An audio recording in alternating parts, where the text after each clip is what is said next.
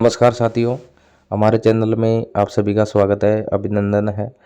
साथियों, इस वीडियो में हम बात करेंगे कि राजस्थान कर्मचारी चयन बोर्ड ने आगामी जो भर्तियां हैं उनमें कई सारे बदलाव किए हैं। तो इन बदलावों को आपको जानना जरूरी है और महत्वपूर्ण है, क्योंकि राजस्थान कर्मचारी चयन बोर्ड हो चाहे आरपीएससी हो, जो भर्ती परीक्षाओं में फर्जीवाड़ा वो गड़बड़ियाँ रोकने के लिए काफ़ी कदम उठाए जा रहे हैं। इसमें नए और कई सारे नवाचार किए जा रहे हैं, जिससे जो भर्ती प्रक्रियाओं में जो फर्जी और जो गड़बड़ियां होती थी वो रोकी जा सके। क्योंकि इससे जो मेहनत करने वाले जो छात्र छात्राएं हैं या अभ्यर्थी हैं उनके ऊपर इसका विपरीत प्रभाव पड़ता है, क्योंकि जिनकी तैयारियां प्रॉपर नहीं हो पाती वो फर्जीवाड़ा करते हैं, और जो तैयारी करने वाले हैं उनको भारी नुकसान उठाना पड़ता है इसमें।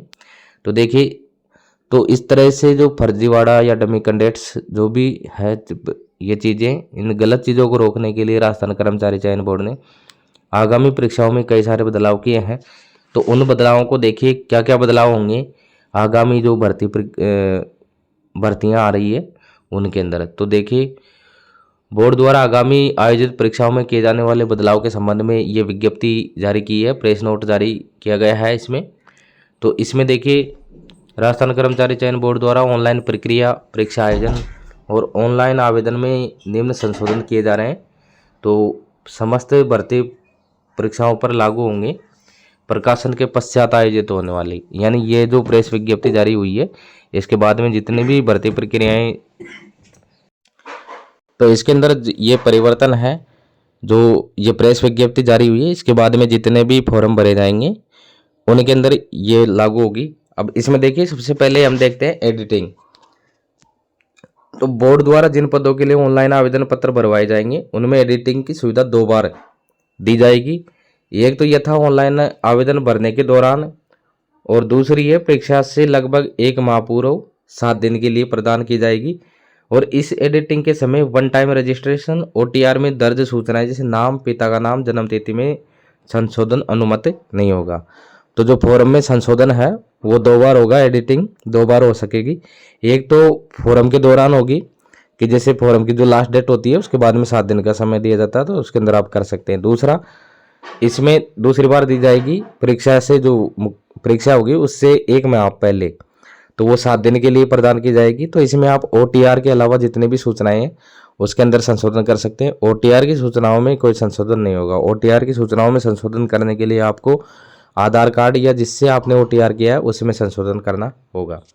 दूसरा, अभ्यर्थी द्वारा एडिटिंग की निर्धारित अवधि में जो भी संशोधन किया जाएगा उसका पूरा विवरण सॉफ्ट डाटा बोर्ड के पास फॉर्म के साथ उपलब्ध रहेगा।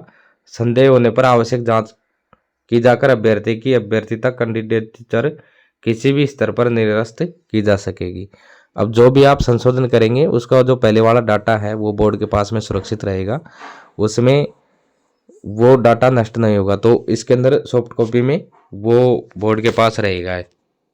उसके बाद में देखिए, ऑनलाइन फॉर्म विड्रॉल। तो ऑनलाइन आवेदन के बाद किसी भी कारण से यदि कोई अभ्यर्थी ऑनलाइन आवेदन प्रत्याहरित करना चाहता है तो उसे परीक्षा से लगभग 1 माह पूर्व 3 दिन की अवधि के लिए अवसर प्रदान किया जाएगा। तो इस समय साथियों, राजस्थान कर्मचारी चयन बोर्ड ने, अगर आप परीक्षा में फॉर्म भर दिया और उसके बाद में आप परीक्षा देने नहीं गए तो उसमें पेनल्टी है वो लगाई जा चुकी है।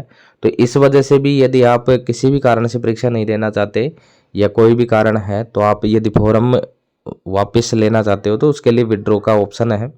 तो आपको ये अवसर मिलेगा परीक्षा से लगभग 1 माह पहले, और 3 दिन के लिए यह अवसर प्रदान किया जाएगा। तो इसमें आप अपना फॉर्म है वो विड्रॉल कर सकते हैं। ऑनलाइन आवेदन के समय शैक्षणिक और तकनीकी योग्यता के दस्तावेज अपलोड किए जाने आवश्यक है। तो ऑनलाइन आवेदन के समय आपको जो शैक्षणिक और तकनीकी जो भी योग्यता है उसके दस्तावेज अपलोड किए जाने होंगे। यदि आवेदक द्वारा वांछित शैक्षणिक योग्यता प्राप्त की जा चुकी है तो अंतिम वर्ष की अंक तालिका, डिग्री या डिप्लोमा के प्रमाण पत्र को अपलोड किया जाना आवश्यक है। यदि आपने कोई भी शैक्षणिक योग्यता है वो प्राप्त कर ली है तो अंतिम वर्ष की जो डिग्री या डिप्लोमा जो भी है उसको आपको इसमें अपलोड करना होगा। यदि अभ्यर्थी है अंतिम वर्ष में प्रविष्ट हो रहा तो पिछले वर्ष की अंक तालिका अपलोड की जानी है। और यदि संबंधित पाठ्यक्रम में प्रवेश ले लिया है तो प्रवेश फीस की रसीद, और यदि अभी प्रवेश नहीं लिया तो इस आशय का नोटरी से सत्यापित शपथ पत्र अपलोड किया जाना आवश्यक है कि वो परीक्षा तिथि से पूर्व अर्हता हासिल कर लेगा। अभ्यर्थी द्वारा अपलोड किए गए दस्तावेजों में यदि कोई प्रविष्टि स्पष्ट या पढ़ने योग्य नहीं पाई गई तो अभ्यर्थी की पात्रता निरस्त की जा सकेगी और अभ्यर्थी को साक्ष्य छुपाने का दोषी माना जा सकता है। अब इसमें जो चौथा पॉइंट है उसमें मूल बात यह है कि साथियों, आपको जो शैक्षणिक योग्यता है या तकनीकी योग्यता है उससे संबंधित जो जानकारी है वो पहले ही आपको फॉर्म भरने के समय आपको देनी होगी। अब इसके अंदर यदि आपने प्राप्त कर ली है योग्यता तो आपको उसकी डिग्री डिप्लोमा जो भी है उसका प्रमाण पत्र आपको अपलोड करना होगा। और यदि आप उसके अंतिम वर्ष में हैं कि आप उसके अंतिम वर्ष में एपीयर हैं तो आपको जो पिछले वर्ष की जो अंक तालिका है वो आपको अपलोड करनी होगी। और यदि आपने उस पाठ्यक्रम में प्रवेश ले लिया है तो आपको उस प्रवेश में जो फीस की रसीद है वो आपको उसमें अपलोड करनी होगी कि मैंने इसमें प्रवेश ले लिया है तो और मैं इस महाविद्यालय में अध्ययनरत हूँ, तो ये चीज़ इसकी रसीद और ये जो डॉक्यूमेंट्स हैं ये आपको अपलोड करने होंगे। और यदि आपने प्रवेश नहीं लिया है किसी भी पाठ्यक्रम में और आप लेने वाले हो तो आपको नोटरी से एक शपथ पत्र उसमें अपलोड करना होगा कि परीक्षा तिथि से पहले जो अर्हता है योग्यता है वो हासिल कर लेगा। तो ये चीज़ें आपको पहले अपलोड करनी होगी फॉर्म के समय। उसके बाद में देखिए, अभ्यर्थी द्वारा भरे गए ऑनलाइन आवेदन और प्रवेश पत्र में प्रविष्टियों की सूचना आवेदन में अंकित ईमेल व्हाट्सएप नंबर पर भेजी जाएगी। तो अभ्यर्थी अपने आवेदन में अंकित समस्त प्रविष्टियों की जांच कर निर्धारित अवधि में आवश्यक संशोधन कर सकेगा। परीक्षा आयोजन के बाद में किसी भी प्रकार से प्रार्थना पत्र स्वीकार नहीं किए जाएंगे। तो इसमें पांचवा पॉइंट है कि अभ्यर्थी ऑनलाइन आवेदन और प्रवेश पत्र में जो प्रविष्टियां हैं की सूचना आवेदन में अंकित ईमेल और व्हाट्सएप नंबर पर भेजी जाएगी। और इसमें जो संशोधन है वो निर्धारित अवधि में ही कर सकेंगे, आपको जो टाइम दिया गया है उसमें, बाकी आप नहीं कर सकते। बोर्ड द्वारा परीक्षा आयोजित होने के पश्चात आवेदन फॉर्म में किसी प्रकार की संशोधन की अनुमति इसमें नहीं दी जाएगी। फॉर्म संशोधन होगा वो पहले होगा तो इसमें 2 बार का ऑप्शन जो बदलाव है वो 2 बार का कर दिया कि एक तो फॉर्म के समय और एक जो संशोधन की जो दूसरी डेट आएगी वो परीक्षा से 1 महीने पहले की आएगी। तो 1 महीने पहले आप इसमें संशोधन कर सकते हैं। उसके बाद में परीक्षा होने के बाद में किसी भी प्रकार का संशोधन आप नहीं कर सकेंगे। अब ऑनलाइन अगला पॉइंट है इसमें कि ऑनलाइन आवेदन के पश्चात बोर्ड द्वारा आयोजित की जा रही आगामी परीक्षाओं में अनुपस्थित रहने वाले अभ्यर्थियों से नियमानुसार पेनल्टी लिए जाने का प्रावधान किया गया है और जिसके संबंध में विस्तृत सूचना प्रत्यक्ष से दी जाएगी उनको कि कितना इसमें प्रावधान किया गया है, किस प्रकार से उनको पेनल्टी लगेगी। तो अब पेनल्टी लगाई जा चुकी है, तो यदि आप परीक्षा नहीं देना चाहते तो जो परीक्षा है उससे 1 महीने पहले आपको फॉर्म विड्रॉल करने का ऑप्शन मिलेगा। तो आप यदि नहीं देना चाहते तो फॉर्म विड्रॉल कर सकते हैं। अगला पॉइंट है परीक्षा केंद्रों पर बायोमेट्रिक फेस की स्कैनिंग, सीसीटीवी कैमरा इत्यादि द्वारा परीक्षा के दौरान अभ्यर्थियों पर निगरानी रखी जाएगी। चयनित अभ्यर्थियों का बायोमेट्रिक रिकॉर्ड दस्तावेज सत्यापन व ज्वाइनिंग के समय संबंधित विभाग को उपलब्ध करवाया जाएगा ताकि विभाग द्वारा आवश्यकता अनुसार अभ्यर्थी का सत्यापन और पुनः जांच की जा सके।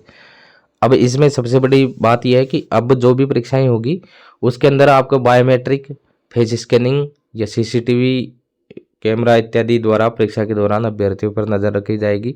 तो ये तो मान के चलिए कि प्रत्येक परीक्षा में बायोमेट्रिक सत्यापन है वो किया जाएगा और ये सारा डाटा है जो संबंधित विभाग की भर्ती है उस विभाग को दिया जाएगा, जिससे वो विभाग भी जो पास आउट अभ्यर्थी हैं या रिक्रूटमेंट जिनको मिल गई है उनको इसमें उनकी जो सत्यापन है वो किया जा सके। बोर्ड द्वारा आगामी परीक्षाओं में प्रत्येक अभ्यर्थी को ऑनलाइन आवेदन को आधार कार्ड से लिंक करना अनिवार्य होगा। अब परीक्षा से पहले केंद्र में प्रवेश से पहले biometric iris scanning, face scanning के साथ आधार ऑथेंटिकेशन भी किया जाएगा। अब महत्वपूर्ण बात यह है इसमें कि आगामी परीक्षाओं में प्रत्येक अभ्यर्थी को ऑनलाइन आवेदन को आधार कार्ड से जोड़ना होगा और परीक्षा से पहले इसके अंदर बायोमेट्रिक, आइरिस स्कैन और फेस स्कैन के साथ में अब आधार ऑथेंटिकेशन भी उनका किया जाएगा। इसलिए आपको जो भी आप इसमें फॉर्म भरें तो आपको जो आधार है उसको फॉर्म से लिंक करना अनिवार्य होगा। दूसरी महत्वपूर्ण बात यह है साथियों कि अभी बहुत सारे अभ्यर्थियों का जो आधार कार्ड है वो अपडेट नहीं है, उनमें जो फोटोएं हैं वो बहुत पुरानी हो चुकी है। तो कृपया आप अपने आधार को अपडेट करवा लें, आपकी नई जो फोटो है वो उसके अंदर अपडेट करवाएं। और साथ ही आपके आधार में यदि कोई संशोधन है तो वह भी अवश्य कराएं, क्योंकि बिना आधार के आपका काम नहीं चलने वाला। प्रत्येक इसके अंदर आधार चाहिए होगा आपको आईडी के लिए।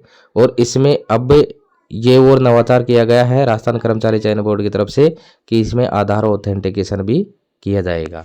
तो आपको इस चीज़ को भी ध्यान में रखते हुए आपको जो फॉर्म है अप्लाई वो करना है।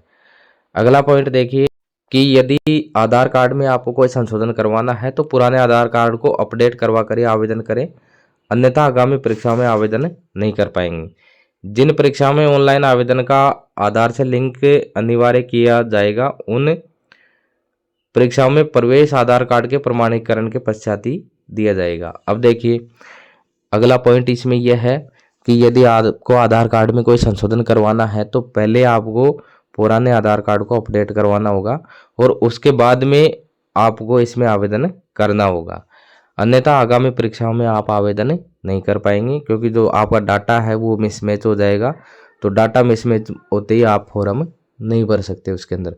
तो साथियों यदि आपको आधार कार्ड में कोई करेक्शन करवाना है तो पहले आधार कार्ड में करेक्शन करवाइए, उसके बाद में आपको फॉर्म भरना है।